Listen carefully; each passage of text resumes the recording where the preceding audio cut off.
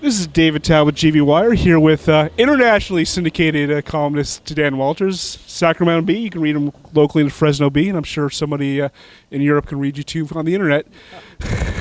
I'm sure they can on the internet if they care about California politics. I hope. I probably don't have too many international readers. So a lot of stuff going on today. Your column today talking about the various bond issues, kind of warning that be careful of borrowing this money. We got Prop 51, a school bond. We have a couple local school bonds in Fresno County. What are the perils of borrowing money like this? Well, there's nothing wrong with borrowing money if you're spending it on something that is long-standing, like a new building or something like that. I think, though, that as Colin pointed out, in many cases it's a little bit of a kind of a bait and switch situation that agencies, government agencies, school districts, and other government agencies often kind of neglect the maintenance of their facilities because they want to spend the money someplace else. And then when the neglect leads to real problems, disrepair, then they say, oh, let's pass a bond issue to fix it.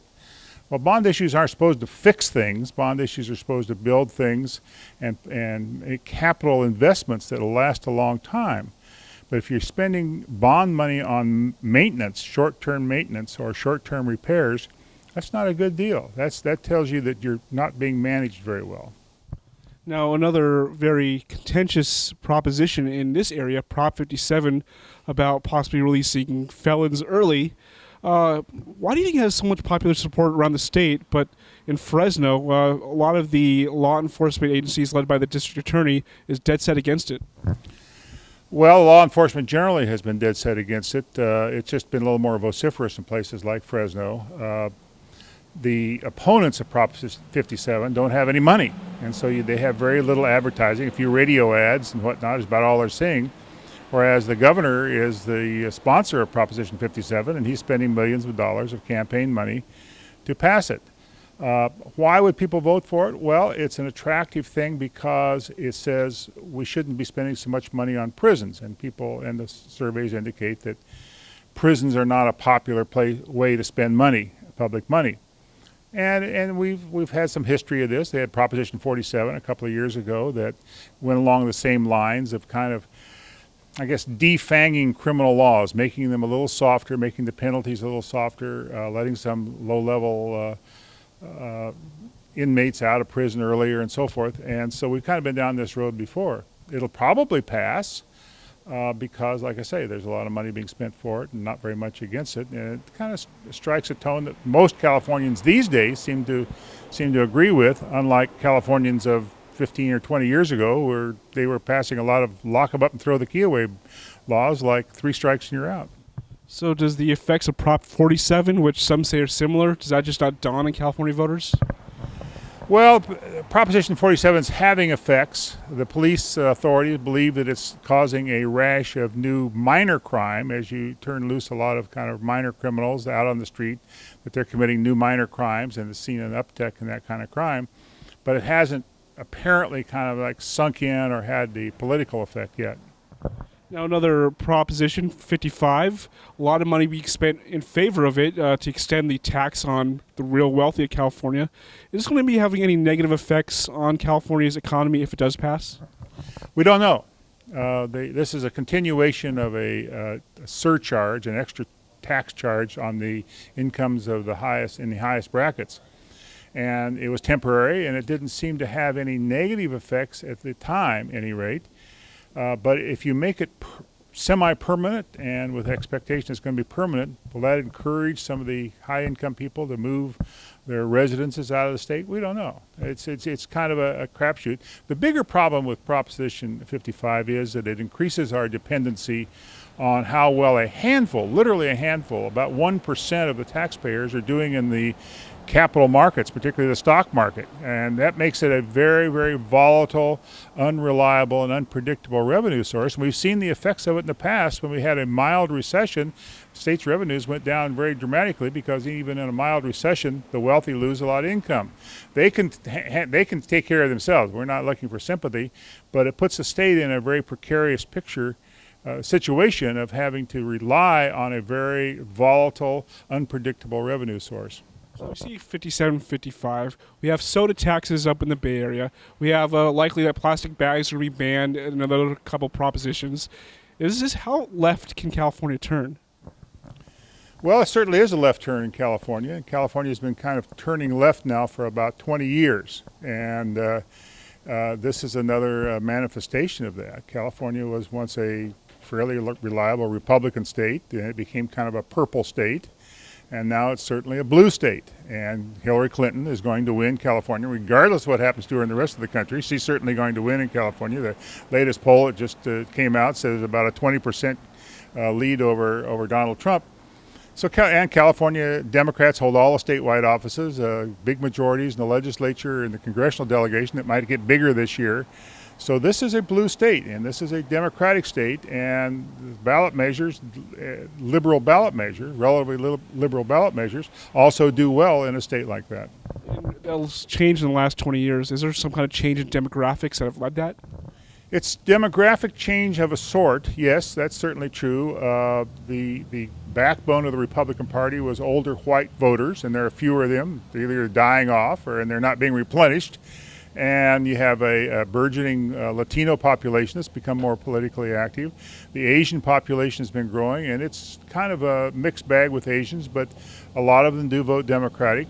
And you have younger voters who tend to vote Democratic as well. Now, voter registration has not zoomed up for Democrats. It's been declining for Republicans. Where it's really been zooming up is among independents, or declined to state voters. They'll overtake Republicans probably in a few more years.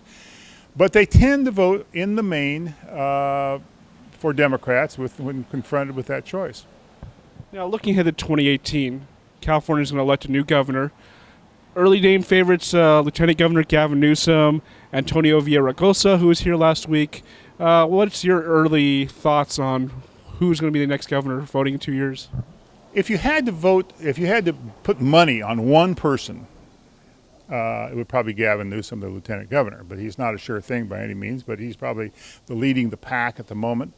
Antonio Villaraigosa, the former mayor of Los Angeles, you mentioned, is virtually announced. He hasn't quite made it official yet, but certainly I think he intends to run. He dropped in on myself and other people in the B Capitol Bureau yesterday and was pretty real close to announcing he was running. He said he'll decide shortly after next week's election. So you can probably count him in. You've got John Chung, the state treasurer, who's kind of mild-mannered, but gets high marks for his handling of the state's money. He's going to be running. Delane Easton, the former superintendent of schools, said yesterday, state superintendent of schools, says she's going to run. Maybe it might be the only woman running for governor in 2018. The other possibility, there are a couple of other possibilities. Eric Garcetti, the mayor of Los Angeles now, is talked about in some circles. And Tom Steyer, a very wealthy hedge fund billionaire who's been getting into politics like crazy the last couple of years and has put out a lot of money and is running up and down the state and embracing all the right Democratic Party causes. Now, the one thing, you notice that none of these are Republicans. There are no Republican candidates on the horizon. The one that people talk about the most is Kevin Faulconer, the mayor of San Diego, but he's not showing any indication that he really wants to run. And so I think given the state's top two primary, it's entirely possible, maybe even probable, that it's going to be Democrat versus Democrat in November of 2018, just as it's Democrat versus Democrat in the U.S. Senate race this year. And the game is going to be to finish at least second. Now, the flip side of that is if too many Democrats run, somebody from the Republican side will probably sneak in there if they split up the vote too much. So there's that possibility too.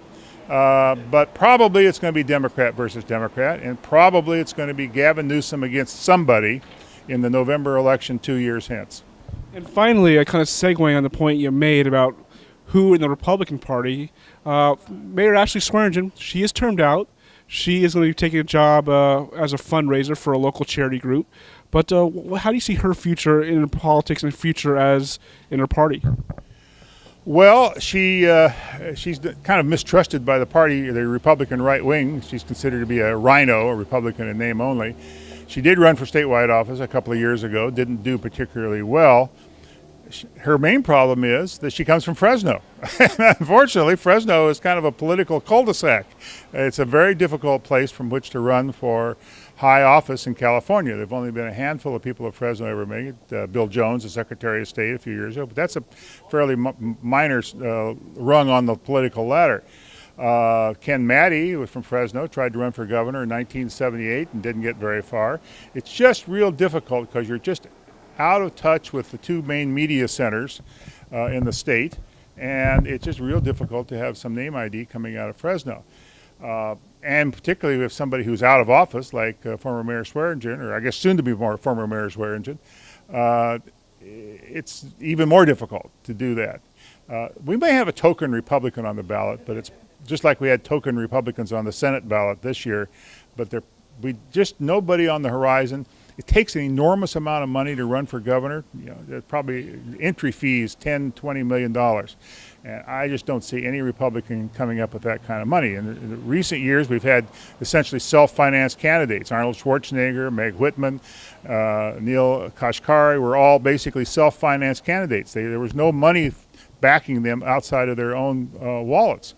And we haven't had a Republican who ran with somebody else's money, raising money, since 1998 when Dan Lundgren ran, and he ran a credible race, but he lost.